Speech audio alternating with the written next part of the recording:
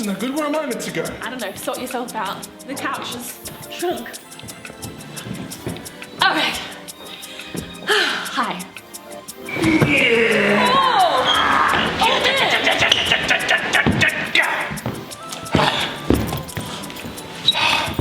Hi.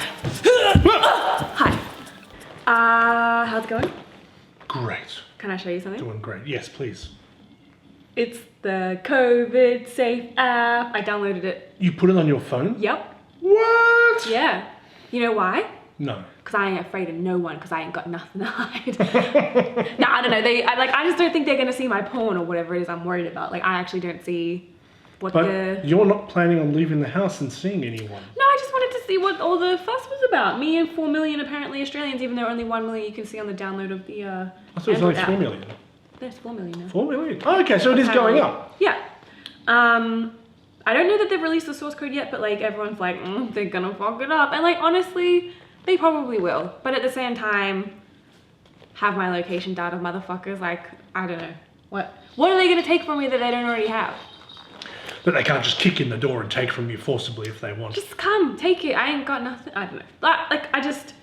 I was curious to be like, how does it all work? I like that there's like a purple defense lady with like a shield and she's standing on like a pad for some reason. She's got a Bluetooth logo on the shield too. Oh yeah, yes. Well, that is the issue. Like, Bluetooth has to be enabled, which is kind of like when we're connected to our like speakers, are going to be like, you do not have coronavirus.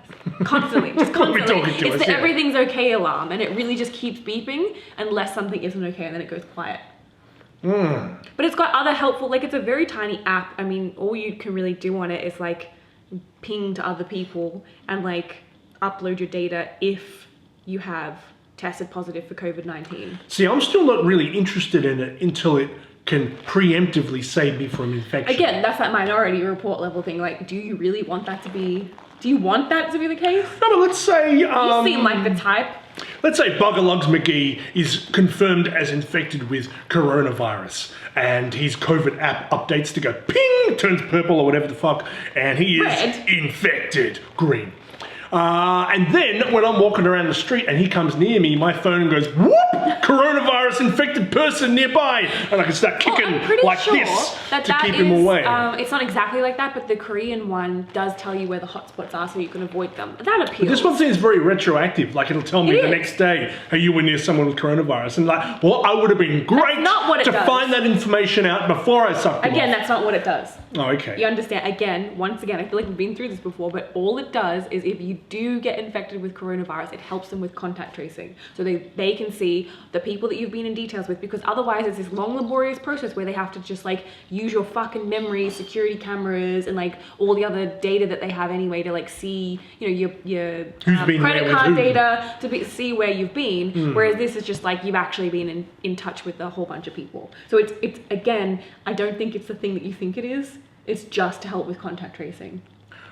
Well, what I don't understand is how that ties into the government saying, no, maybe it's safe to let us reduce restrictions. Because it just sounds like... Tie into that? Well, yeah, because one of the things that Scott Morrison said was, if enough people download this, we can reduce infections. And all it sounds like is, we'll download it, and then everyone will go out, and then it's like hindsight, man. Afterwards, they'll be like, oh, that's how you got it. Well, what a tremendous relief to me after I'm infected. The idea, and again, I feel like I'm now like, do I work As with this the app? COVID app expert, you have designed apps. I have, but I do think that like the premise behind this and the way that it's tied into that is that contact tracing is one of the methods for, you know, flattening the curve anyway, right? Like that is a method that they would be doing with the app or not. The app is merely a tool to speed up the process of contact tracing so that if an outbreak does occur, then they've got more, I guess, speedy ways of figuring out who you've been in touch with so they can lock those people down faster and stop the spread of the virus. And then those people can maybe not infect other people. That's right. Yeah. Right, It's like putting the barriers up faster. The faster. So you having the app won't make you any safer, but it may make other people safer. The whole, it's exactly. It's the same premise as social distancing overall. Like individually, who cares? But if we're all doing it, it works. Or enough of us doing it, it works. And that's why he's saying like if enough of us have it, it's going to make the speed of contact tracing fast enough that we can theoretically release the, what are they called? lower the restrictions. Lower the restrictions a little without it being as problematic. But again, it's like it doesn't work properly on iPhones. There's issues with like, again, are you gonna have your Bluetooth on all the time? Again, obviously, is it still running if the screen's not active? I heard I heard it's a complex, like it's fine on Android, but not on iPhones. I think. Oh, that's good. It's not like heaps of people have iPhones. That Yes. should be fine. Right, and yeah, so. I don't know, like I just wanted to have a look and see what it's like. I'll probably uninstall it until I'm ready to go outside anyway, but that's to be seen in the future, so. I'm quite happy to sit back for an extra couple of weeks and see how this goes. I know, but like, again, what do you, like, I think it's gonna fuck up. I think there's gonna be a privacy breach. Have you ever just searched, have I been owned? Like, you already have, like, what privacy do you people think that you're, like, if you already lost it, like, you're already in the cloud, like, get fucked. Like, who do you think you're kidding?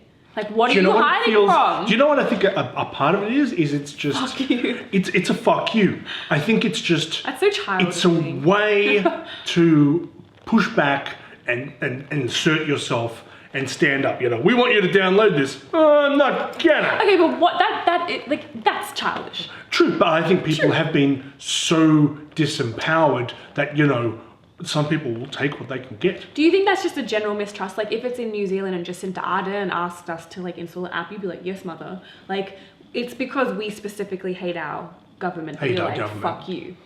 I really do hate our government. More at a federal level than a state, but yeah. I don't know. So that's my fun investigation into app stuff. But it does make me think that today we had an experience with going outside. Yes. So we went for a drive because we couldn't fucking stand being inside anymore. Wild cunts. And you know, we weren't going to go like surfboarding. You mentally prepare to be like, we're exercising. We're trying to exercise. Oh, just in case we get pulled over by the man, and they're like, "What are you doing?" What are you? I was going to say, I'm going off to lick stuff at the shops. As if, like, but you're like, as if we're actually gonna see any police. Like, we live in a tiny country town. Like, you don't see other humans, let alone actual police. So get this: as soon as we hit the road, bang! Cop car behind us. I was like, is that actually? And you were like, whoa! They couldn't possibly be following us. Let's turn down this small road, rickety road, and they follow us. Let's go even dirtier dirt road, and they followed us again. We're like, god damn. And so at this point, we're kind of like trying to rationalize. We're like, look, we are going for exercise. Like, you're allowed to exercise. There's no problem, right? I was worried as soon as they pulled us over and they're like, what's going on? I just start screaming the word drugs over and over again. Drugs, prostitution, sorry, sex workers, and drugs! You don't have drugs in your pocket, but that would be like a magic pudding for pot. And it'd just be like, pop, pop, pop, pop, pop, pop, pop. What's in there, hankies? Imagine, that'd be so fucking nice. No, big old fucking nothing. Just a moth. Yeah, you should leave that sexy. Like, it's like me, the pocket. It looks tough on the outside and inside there's fucking nothing it's at cheap all. fabric. This is quality fabric. Some cool guy bought me this jacket. So, we're driving along, we've gone down increasingly small paths, arguably still on the way to this lake area, which is technically, although very overgrown and flooded, you could argue it was for, you know, exercise. And the truth is, the exercise we were going for was of our minds to go outside. So, you know, it's like arguable. Not a conversation I relished having with the police, especially because when they ask you to roll our window down, it doesn't work. Yeah. So we hit the ground running with unroadworthy issues, which is a terrible start. And then I start screaming drugs. So the whole thing was potentially a disaster. But then we turn into the car park and the police follow us still and just do a couple of laps around us. Like a hungry shark. Yeah, and then I swear to God, one of them's heads turned the whole way around. It was like this. Yeah. It really was. It was like that baby that Maggie hates is just staring at her through the window. I was like, what is this? Why are you... But it didn't... I mean, it's probably us that makes it feel so scary. Us. It's us, absolutely. Yeah. It just ties into that sort of deep-seated... the man. Are What's we the police they're here? Probably. Yes. But yeah, so we had... I don't want to say we had like... When I tell my friends the story, it's like for sure, like I had a run-in with the cops. It was an altercation. It was fucked. But the reality is... Some police were in our vicinity and it was scary. It was literally a billion times worse than the whole Rodney King thing. Anyway, the important thing is that we are fundamentally guilty in our souls. Yeah, and we can't not feel like we're doing something wrong even when we're technically not doing anything wrong. Constant guilt, shame, mixed in with fear. Just a casual Sunday. Do you have feelings of guilt and shame? You know I do. That was the question. Times are tough. divided, united on the interwebs, but separated physically. We struggle to maintain optimism and positivity. So what I'm doing, brother, what I'm doing is I'm reaching out my hand to yours. I'm reaching out my hand to yours, and I want you to reach out, and I want you to touch my hand, and then I want you to take this hand, and I want you to break it down, and I want you to press bang on the like button, and then I want you to press bang on the dislike button just to send a mixed message. Then I want you to press subscribe and follow, and I want you to come back, and I want you to care for yourself like I care for you, like we care for you.